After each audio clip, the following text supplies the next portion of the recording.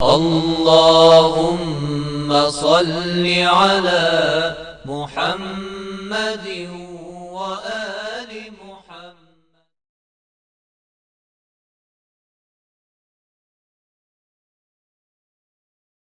السلام علیکم ورحمۃ اللہ.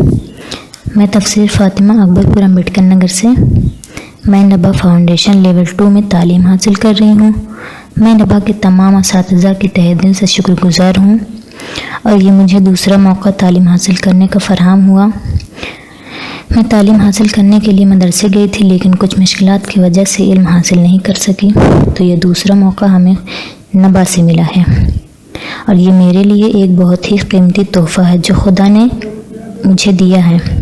میرے سارے اساتذہ بہت ہی اچھے طریقے سے ہم لوگ کو علم دیتے ہیں.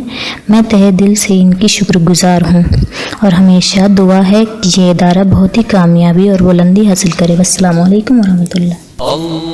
اللهم صل على محمد.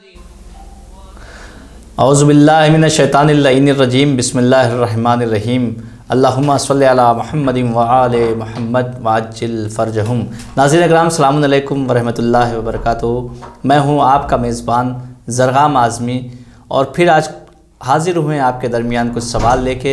جیسا کہ آپ کے ذہن میں محفوظ ہوگی پچھلے گفتگو ہماری جو قرآنی طرز زندگی جو ٹاپک تھا اس پہ مسلسل سوال لے کے ہم حاضر ہوتے ہیں. لہٰذا آج پھر کچھ سوال لے کے حاضر ہوئے ہیں اور سوالوں کے جواب دینے کے لیے اسٹوڈیو میں موجود ہیں حجت الاسلام عالی جناب مولانا سید مشاہد عالم رضوی صاحب قبلہ. لہٰذا قبلہ کی خدمت میں چلتے ہیں. قبلہ السلام علیکم ورحمۃ اللہ وبرکاتہ. وعلیکم السلام ورحمۃ اللہ وبرکاتہ.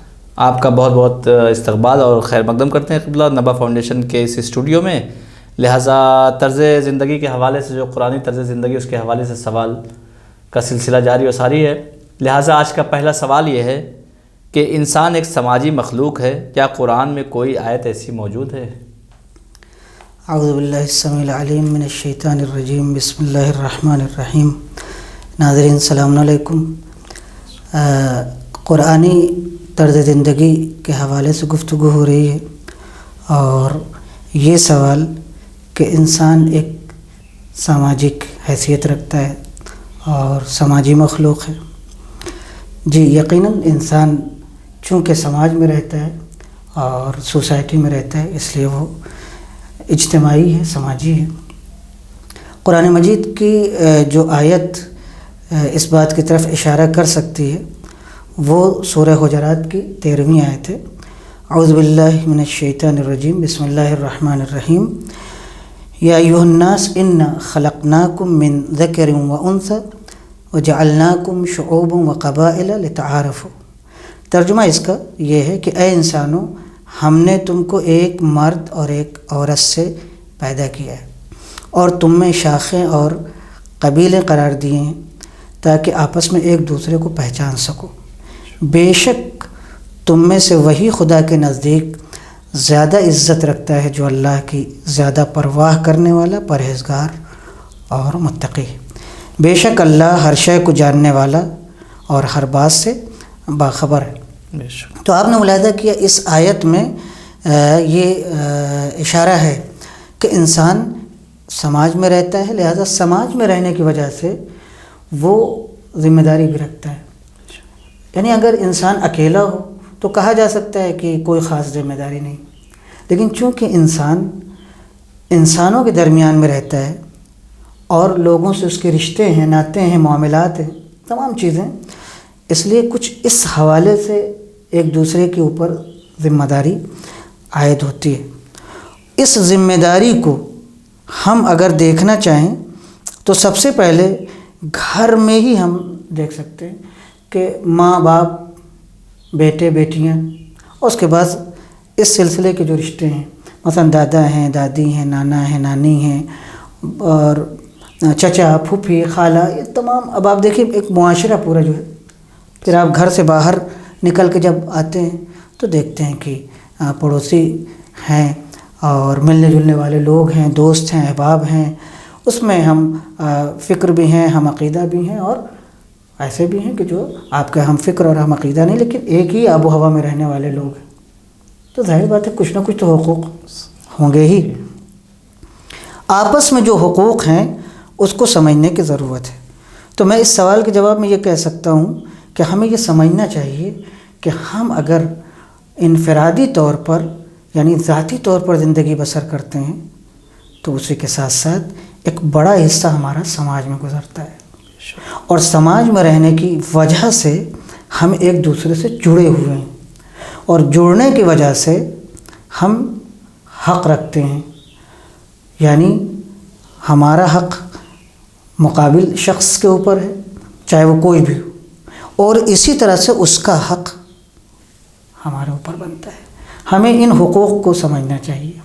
ہم ان حقوق کو اگر سمجھ لیں گے تو ممکن ہے کہ بہت سارے جھگڑے بھی ختم ہو جائیں، ممکن ہے کہ ہماری زندگی اور بہتر ہو جائے، ممکن ہے کہ جو خوشیاں ابھی ہم سمیٹ نہیں سکیں اور اکٹھی نہیں کر سکے ہیں وہ خوشیاں ہمیں مل جائیں۔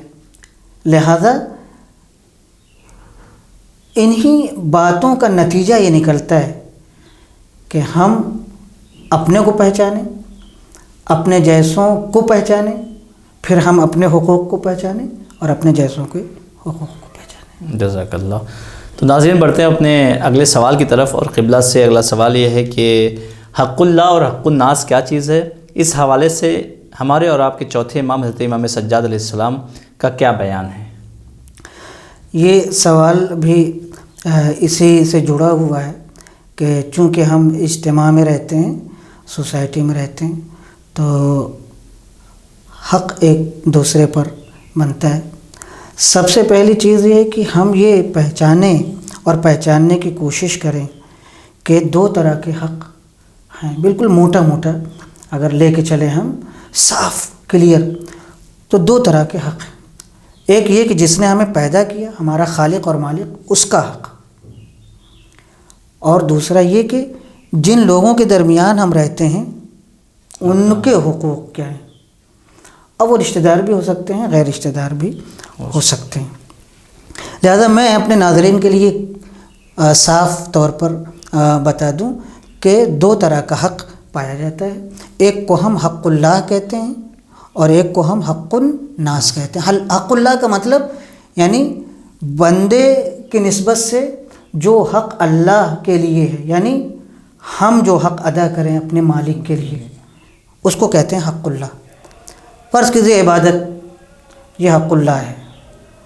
اللہ کے لیے کوئی کام کرنا، یہ حق اللہ ہے۔ حکم خدا کے مطابق چلنا، گویا یہ حق اللہ ہے۔ حق اللہ پوری شریعت ہو سکتی ہے، حق اللہ پورا دین ہو سکتا ہے، پورا اسلام ہو سکتا ہے، لیکن حق الناس، لوگوں کے حقوق، اپنے جیسوں کے حقوق، یہ ذرا اس سے مختلف ہے۔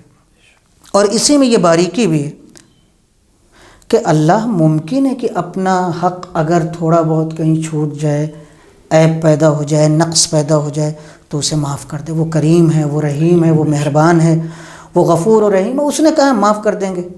لیکن یہ بھی ہمیں بتایا گیا کہ اگر لوگوں کے حقوق کو ہم نے کچلا ہے، لوگوں کے حقوق کو ہم نے ادا نہیں کیا ہے، تو اللہ نہیں معاف کر سکتا۔ کیوں نہیں معاف کر سکتا؟ اس میں ایک ترک ہے، ایک منطق ہے، ایک لاجک ہے۔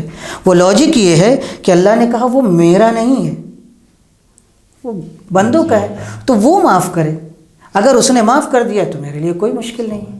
تو اب ہمیں توجہ رکھنا، میرے باپ کا حق میرے اوپر تو نہیں، میری والدہ کا حق تو میرے اوپر نہیں، میرے بھائی بہنوں کا حق تو میرے اوپر نہیں ہے، میری پھوپھیاں اور خالاؤں کا حق تو میرے اوپر نہیں ہے، میرے ٹیچرز، اساتذہ اور اسکول کا، سماج کا حق تو نہیں، میرے پڑوس کا حق تو نہیں ہے، میرے ملک کا میرے اوپر حق تو نہیں ہے۔ یہ سارے حقوق ہمیں پہچاننا پڑے گا۔ اب میں اس کا بھی جواب دے دوں جو آپ نے ابھی کہا ہے کہ امام سجاد علیہ السلام نے، آپ فرماتے ہیں کہ سب سے پہلے اللہ کے حق کو پہچاننا ضروری ہے۔ اللہ کا حق تم پر یہ ہے کہ اس کی عبادت کرو، عبادت صرف اللہ کی ہوگی۔ یہ ذہن نشین کر لینا چاہیے، دل و دماغ میں ہمیں بٹھا لینا چاہیے، عبادت صرف اللہ کے لیے ہے۔ وہ مالک ہے، وہ خالق ہے، ہم اسی کی اپاسنا کرتے ہیں، اسی کی عبادت کرتے، اسی کے سامنے ہم اپنے سر کو جھکاتے ہیں۔ کسی کے بھی سامنے کتنا ہی مقدس کیوں نہ ہو، ہم اس کے سامنے سر نہیں جھکا سکتے۔ عبادت نہیں کر سکتے. لہذا خود امام نے فرمایا کہ اللہ کا حق یہ ہے کہ تم اس کی عبادت کرو, کسی طرح بھی کسی چیز کو اس کا شریک قرار نہ دو. ہم اللہ کا شریک کسی کو قرار نہیں سکتے. ہاں اللہ بھی یہ کام کرتا ہے اور فلاں بھی, پیغمبر مثال کے طور پہ یہ کام کرتے ہیں, اللہ بھی کرتا ہے. مولا کائنات بھی یہ کام کرتے ہیں, اللہ بھی کرتا ہے. معصومین بھی کرتے ہیں, امام زمانہ بھی یہ کام کرتے ہیں, اللہ نہیں, ایسا نہیں. امام سجاد منع کرتے ہیں, کہتے یہ شرک ہے. ایسا نہیں ہے, اللہ کام اپنا کرتا ہے, پھر اپنا کام جس سے چاہے وہ لے لے, کہا جائے گا اللہ ہی کا کام. لہذا ہم اللہ کے کاموں میں کسی کو شریک قرار نہیں دے سکتے. اور اگر تم ایسا کرنے میں کامیاب ہو گئے اور خلوص سے نیت تمہارا باقی رہا تو یاد رکھو اللہ تعالیٰ تمہیں دنیا آخرت دونوں میں بے نیاز کر دے گا. یعنی بے نیاز کر دے گا مطلب کیا؟ یعنی آپ کسی کے محتاج نہیں ہوں گے, لوگ آپ کے محتاج ہوں گے. آپ کے پاس لوگ آئیں گے چل کر کے, صاحب ہمارا یہ کام کر دیجئے, صاحب میں آپ کو چاہتا ہوں, صاحب آپ سے بڑی محبت, آپ ہمارے یہاں آ جائیے. عزت افزائی ہوگی, اللہ بے نیاز کر دیتا ہے. حق تعالیٰ نے یہ اپنے لیے فرض کر لیا ہے, یعنی اپنے اوپر واجب کر لیا ہے کہ جو اللہ کے حق کو ادا کرتا ہے یعنی اس کی عبادت کرتا ہے, اس کا شریک قرار نہیں دیتا, خلوص نیت اس کے کاموں میں ہے, اللہ کو وہ یاد رکھتا ہے, تو اللہ نے اپنے اوپر یہ واجب قرار دے لیا ہے کہ دنیا اور آخرت میں, یعنی دنیا میں اس کے جیسے لوگوں سے وہ بے نیاز کر دے گا, آخرت میں جنت دے کر کے اس کو لوگوں سے بے نیاز کر دے گا. لیکن ایک حق الناس ہے, یہ اسی وقت پیدا ہوتا ہے جب انسان کے اندر اجتماعی شعور پیدا ہو, یعنی اجتماع میں رہ کر کے اس کے اندر یہ شعور پیدا ہو جائے کہ میں جب اس سوسائٹی میں ہوں تو لوگوں کے حقوق ہمارے اوپر ہیں, ہمیں چاہیے کہ ہم ان کے حق کو پہچانیں اور اس حق کو ہم ادا کریں. جزاک اللہ. تو ناظرین بڑھتے ہیں اپنے اگلے سوال کی طرف, اور قبلہ سے اگلا سوال ہے کہ معرفت خدا کے کیا فائدہ ہیں؟ معرفت خدا کا مطلب پہلے سمجھنا چاہیے, یعنی اللہ کو پہچاننا. لہذا کہا کہ اول الدین معرفت الجبار وآخرہ یا آخر الامر تفویض الامر الیہ. یہ ایک عربی کا مقولہ ہے, ممکن ہے کہ حدیث سے لیا گیا ہو. دین کی ابتدائی اللہ کی شناخت اور معرفت اور پہچان سے ہوتی ہے, یعنی انسان پہچانے کہ میں ایک بندہ ہوں, ہمارا کوئی خالق اور مالک ہے, اور اسی بندگی کا نتیجہ یہ ہے, اس معرفت اور شناخت کا نتیجہ یہ ہے کہ انسان اپنے سارے کام کو اللہ کے حوالے کر دیتا ہے, یعنی اپنی ذمہ داریاں پوری کرتا ہے اور کہتا ہے مجھے اپنی ذمہ داری پوری کرنا ہے, بس میری کیا ذمہ داری. مثال کے طور پہ فرض کہ میں ایک ٹیچر ہوں, تو مجھے پتہ ہونا چاہیے کہ مجھے وقت پر اسکول کالج یا مدرسہ جانا ہے. مجھے پتہ ہونا چاہیے کہ مجھے اپنے اسٹوڈنٹس کو پڑھانا ہے, مجھے اتنا وقت وہاں دینا چاہیے, ٹھیک سے امتحان لینا چاہیے, مجھے اس میں تفریق نہیں کرنا چاہیے, فلاں کا شاگرد ہے تو میں اس کو صحیح نہیں پڑھاؤں گا, یہ میرے محلے کا ہے تو میں اسے اچھا پڑھاؤں گا, وہ میرے محلے کا نہیں ہے تو نہیں, یہ مثال کے طور کے اوپر مسلمان ہے تو میں پڑھاؤں گا, ہندو ہے تو نہیں پڑھاؤں گا. یہ سب چیزیں نہیں آنا چاہیے. اپنے فرض کو پہچاننا, تو جو انسان اپنے فرض کو پہچان جاتا ہے پھر وہ اسے اچھے سے ادا کرنے کی کوشش کرتا ہے. تو یہاں کے اوپر اول الدین معرفت الجبار, جبار کا مطلب یہاں پہ خدا ہے, خدا کی معرفت, خدا کی شناخت. اس کے فائدے کیا ہیں؟ فائدے یہ ہیں کہ سب سے پہلے انسان بندگی کا احساس کرتا ہے, یعنی سمجھتا ہے کہ میرے سر پہ کسی کا سایہ ہے, کوئی میرا سرپرست ہے, کوئی میرا حاکم ہے, کوئی میرا آقا ہے, میرا کوئی مولا ہے. غرور نہیں پیدا ہوتا پھر اس کا, زندگی کے کسی شعبے میں بھی کہیں پہ بھی پہنچ جائے وہ کبھی نہیں خاکسار بن کے رہتا ہے, کیونکہ جانتا ہے میرا مولا, میرا آقا جو خدا وند متعال ہے وہ دیکھ رہا ہے مجھے. تو سب سے پہلا فائدہ یہ ہے, بندگی کا شعور پیدا ہوتا ہے. دوسرا فائدہ یہ ہے پھر دوسروں پر ظلم اور زیادتی نہیں کرتا, وہ اپنے کو بندہ تصور کرتا ہے, کہتا ہے یار یہ بھی میرے جیسا, میں کیوں اس کے اوپر زیادتی کروں, آج میرے پاس یہ پاور ہے, میں کیوں نہیں اس کا صحیح استعمال کروں, اس سے لوگوں کو فائدہ پہنچاؤں. دوسرا فائدہ یہ, چونکہ وہ جانتا ہے کہ اللہ رحمان و رحیم ہے, لہذا لوگوں کے اوپر بھی یہ رحم کرتا ہے, کہتا ہے مجھے اللہ کی رحمانیت سے توقع ہے, میں چاہتا ہوں کہ میرے اوپر مہربانی کرے، تو میں کیوں کسی کے اوپر ظلم اور ستم کروں؟ تو اس کے اندر محبت کا جذبہ پیدا ہو جاتا ہے، محبت اس کے اندر متحرک ہو جاتی ہے، چلنے لگتی ہے، پھر وہ اپنے گھر والوں کے ساتھ بھی محبت کرتا ہے، غیروں کے ساتھ بھی محبت کرتا ہے۔ اسی طرح خاص طور سے وہ اپنے ماں باپ کے ساتھ محبت کرتا ہے، اپنے اعزاء اور اقارب کے ساتھ محبت کرتا ہے، کیونکہ وہ جانتا ہے کہ اللہ مجھ سے محبت کرتا ہے، جبکہ اس کے پاس پاور ہے، طاقت ہے، چاہے تو مجھے مٹا سکتا ہے، چاہے تو مجھے وہ برباد کر سکتا ہے، مگر نہیں، اس کی رحمانیت، اس کی مہربانی، اس کی رحیمیت ہمیں یہ سکھاتی ہے کہ ہم جیسے وہ ہمارے ساتھ محبت کر رہا ہے ویسے میں بھی دوسرے کے ساتھ محبت کروں۔ تو یہ اس کا ایک بہت بڑا فائدہ یہ ہے کہ جب انسان اللہ کو پہچان لیتا ہے تو بہت سی خوبیاں اس کی زندگی میں منتقل ہو جاتی ہیں، اور جب وہ خوبی اس کے اندر پیدا ہوتی ہے تو لامحالہ وہی خوبی دوسروں تک بھی پہنچتی ہے اور معاشرے کا بھلا ہوتا ہے۔ جزاک اللہ۔ تو قبلہ اگلا سوال یہ کہ زندگی میں خوشی چاہیے، کوئی انسان خوش ہونا چاہتا ہے، خوش رہنا چاہتا ہے، تو خوشی کا صحیح تصور کیا ہے؟ یہ سوال آپ اس لیے کر رہے ہیں کیونکہ عموماً انسان چاہتا ہے کہ دشواریوں سے الگ رہے، سختیوں سے دور رہے اور خوشیاں، یقیناً اسلام بھی چاہتا ہے کہ انسان کی زندگی میں خوشحالی ہو اور خوشی ہو۔ مولا کائنات نے تو بہترین رہنمائی کی ہے، فرمایا ہے کہ جس طرح یہ بدن تھکتے ہیں ویسے یہ دل بھی تھک جاتا ہے، لہذا اس دل کو خوش کرنے کے لیے مزے کی باتیں پیش کرو، لطف اندوز۔ لہذا خوشی تو انسان کے لیے ضروری ہے، لیکن خوشی کو ہم تقسیم کر سکتے ہیں۔ خوشی کی دو قسمیں ہیں، ایک سچی خوشی، حقیقی خوشی، ایک جھوٹی، کاذب۔ سچی خوشی ہی حقیقی معنوں میں انسان کی زندگی کو خوشحال کرتی ہے۔ سچی خوشی کیا ہے؟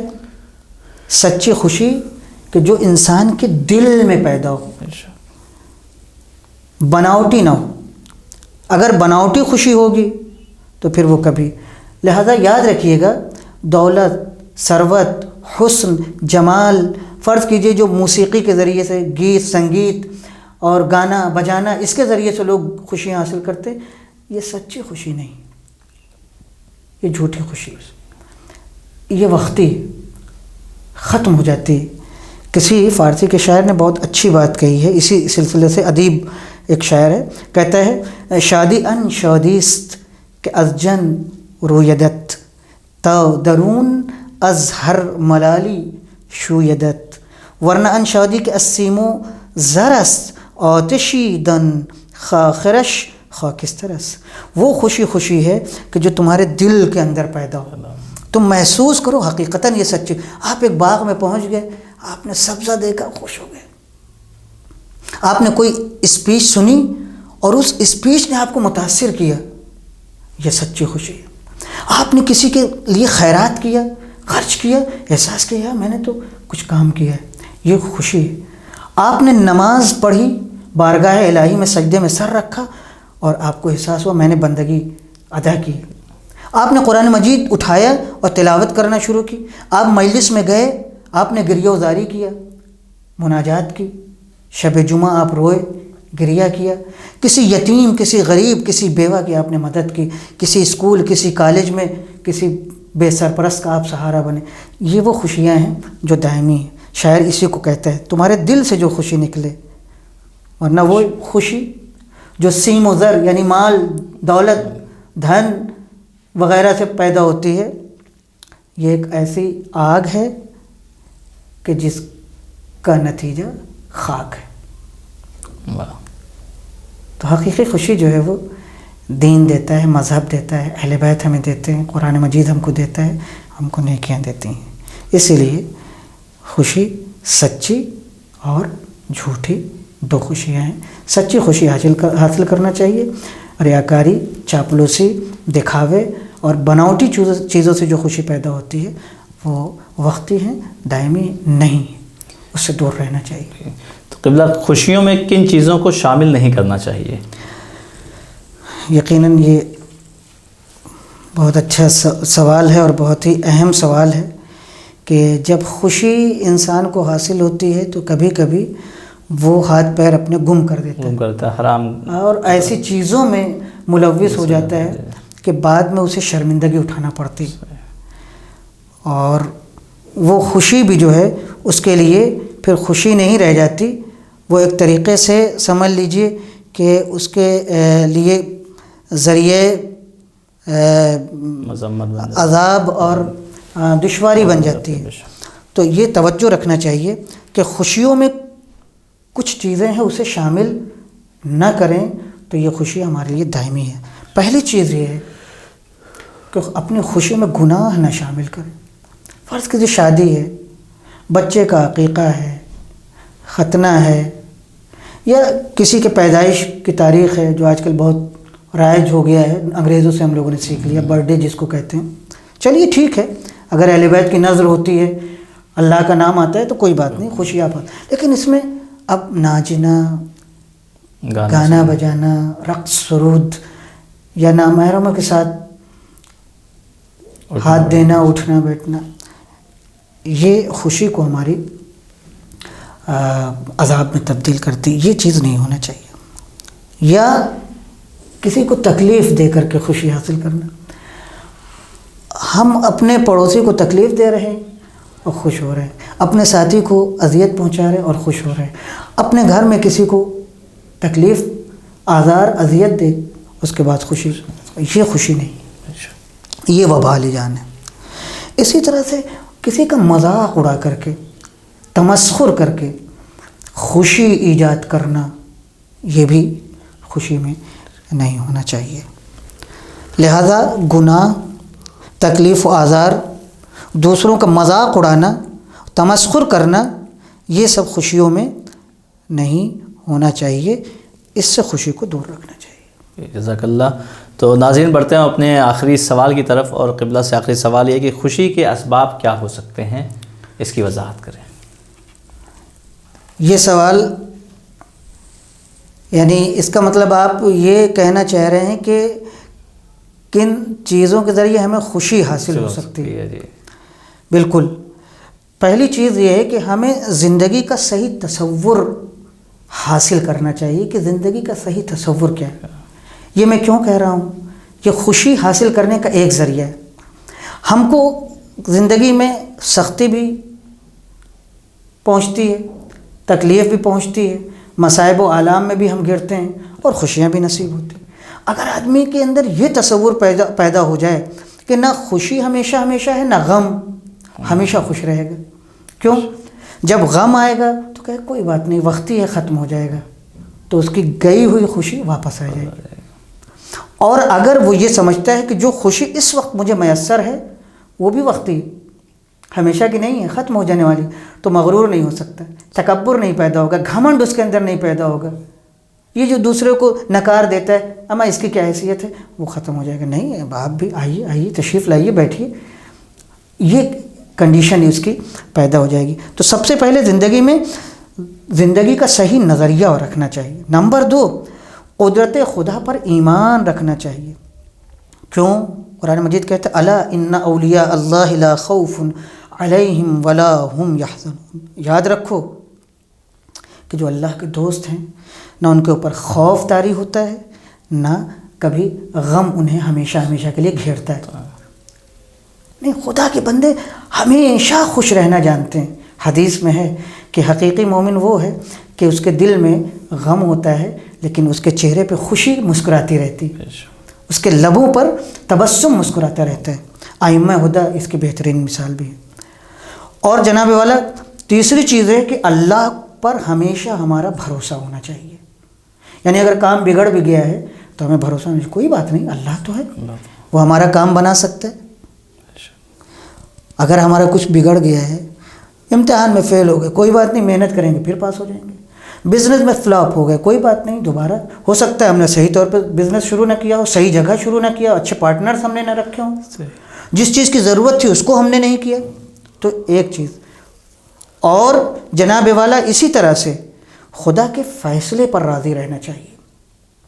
اللہ نے جو فیصلہ ہمارے لیے کیا ہے، لہذا قرآن مجید میں ہم یہ پڑھتے ہیں سورہ زمر کی آیت نمبر 53، اے میرے بندو میری رحمت سے مایوس نہ ہو جانا، بے شک اللہ ہی تمہارے گناہوں کو معاف کرنے والا اور وہی غفور و رحیم ہے۔ تو اس کی رضا پر ہمیں راضی رہنا چاہیے۔ لہذا مولا کائنات بھی فرماتے ہیں قضاء و قدر الہی پر راضی رہو تاکہ خوشی خوشی زندگی گزار سکو۔ جو اللہ کے فیصلے پہ راضی رہتا ہے، مثلا کسی کا انتقال ہو گیا، بیماری آ گئی، تو کبھی کبھی آدمی کہتا ہے میری تو غلطی نہیں تھی۔ ہاں آپ کی غلطی نہیں تھی، لیکن اللہ آپ کو آزمانا چاہتا ہے کتنا ایمان آپ کا قوی ہے۔ آپ اس امتحان میں پاس ہو جائیے۔ کیسے پاس ہو سکتے ہیں؟ پروردگار الہی ردن برضا، پروردگار جو تو چاہے وہی مجھے پسند ہے۔ یہ شاعر بہترین اس مطلب کو بہترین انداز سے ادا کرتا کہتا ہے یکی درد و یکی درمان پسندد، یکی وصل و یکی ہجرن پسندد، من از درمان و درد و وصل و ہجرن پسندم انچرا جانن پسندد۔ کوئی درد پسند کرتا ہے، کوئی علاج پسند کرتا ہے، کوئی معشوق سے ملنے کو پسند کرتا ہے، کوئی اس سے چھوٹنے کو پسند کرتا ہے، لیکن میری حیثیت یہ ہے، میرا حساب یہ ہے کہ میں وہی پسند کرتا ہوں جو میرا اللہ پسند کرتا ہے، میری اپنی مرضی نہیں۔ دیکھیے وما تشاءون الا ان یشاء اللہ، اہل بیت یہی ہیں، یہ وہی چاہتے ہیں جو خدا چاہتا ہے۔ اہل بیت بھی یہی چاہتے ہیں کہ ہم بھی ایسے ہی بنیں۔ البتہ یہ بڑی منزل ہے، لیکن انسان یہاں تک پہنچ سکتا ہے۔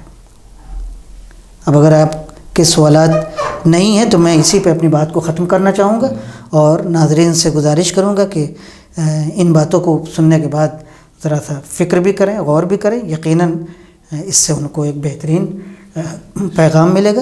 والسلام علیکم ورحمۃ اللہ وبرکاتہ۔ تو ناظرین آج ہمارا وقت یہیں پہ تمام ہوتا ہے، انشاءاللہ کل پھر ملاقات ہوگی نیکسٹ ایپیسوڈ میں، تب تک کے لیے ہمیں اجازت دیجیے۔ خدا حافظ، السلام علیکم ورحمۃ اللہ وبرکاتہ۔